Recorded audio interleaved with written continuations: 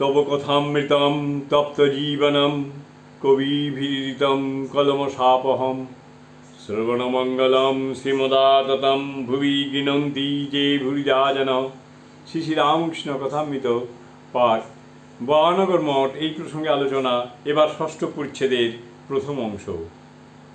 আজ সোমবার 9 মে 1887, জ্যৈষ্ঠ কৃষ্ণা দ্বিতীয়া তিথি। নরেন্দ্রাদি ভক্তেরা মঠে আছেন। শরৎ, বাবুরাম ও কালী শ্রীক্ষেত্রে গিয়াছেন। নিরঞ্জন মাকে দেখিতে গিয়াছেন।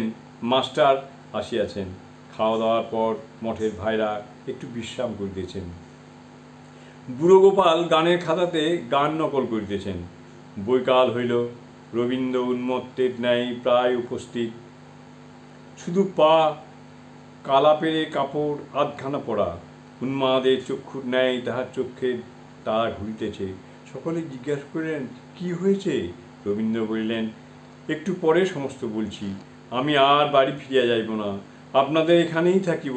সে বিশ্বাসঘাতক। বলেন কি মহাশয়? 5 বছরের অভ্যাস মদ, তার জন্য ছেড়েছি।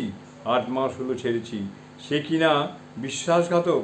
মঠের ভাইরা সকলে বললেন, তুমি ঠান্ডা হও, কিসে করে এলে? রবীন্দ্র, আমি কলকাতা থেকে বরাবর শুধু পায়ে হেঁটে এসেছি। ভক্তেরা জিজ্ঞাসা করলেন, তোমার আর আধখানা কাপড় কোথায় গেল? রবীন্দ্র বললেন, সে আসবার সময় টানাটানি করলে, তাই আধখানা ছিঁড়ে গেল। ভক্তেরা বললেন, তুমি গঙ্গা স্নান করে এসো, এসে ঠান্ডা হও, তারপর কথাবার্তা হবে।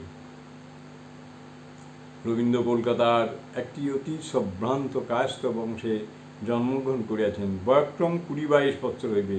ঠাকুর শ্রীরামকৃষ্ণকে দক্ষিণেশ্বর কালীবাড়িতে দর্শন করিয়াছিলেন এবং তাহার বিশেষ কৃপাভাজন হইয়াছিলেন।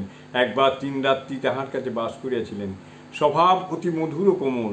ঠাকুর খুব স্নেহ করিয়াছিলেন, কিন্তু বলিয়াছিলেন, তোর কিন্তু দেরি হবে, এখন তোর একটু ভোগ আছে, এখন কিছু হবে না। যখন ডাকাত পড়ে তখন ঠিক সেই সময় পুলিশে কিছু করতে পারে না। একটু থেমে গেলে তবে পুলিশ এসে গ্রেপ্তার করে।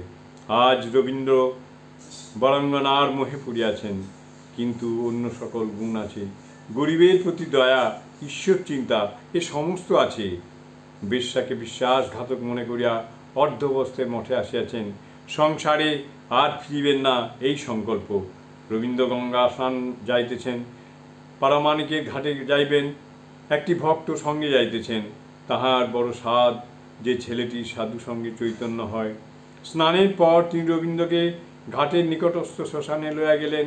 তাঁকে মৃতদেহ দর্শন করাইতে লাগিলেন আর বললেন, এখানে মঠের ভাইরা মাঝে মাঝে একাকী এসে রাত্রে ধ্যান করেন। এখানে আমাদের ধ্যান করা ভালো, সংসার যে অনিত্য তা বোধ হয়। রবীন্দ্র সেই কথা শুনিয়া ধ্যানে বসিলেন। ধ্যান বেশিক্ষণ করিতে পারিলেন না, মন অস্থির হইয়াছে। উভয়ে মঠে ফিরিলেন। ঠাকুর ঘরে উভয়ে ঠাকুরকে প্রণাম করিলেন। ভক্তটি বললেন, এই ঘরে মঠের ভাইরা ধ্যান করেন। রবীন্দ্র একটু ধ্যান করিতে বসিলেন, কিন্তু ধ্যান বেশিক্ষণ হইল না। মন কি বড় চঞ্চল, তাই বুঝি উঠে পড়লে? তাই বুঝি ধ্যান ভালো হলো না? রবীন্দ্র, আর যে সংসারে ফিরব না তা নিশ্চিত, তবে মনটা চঞ্চল বটে।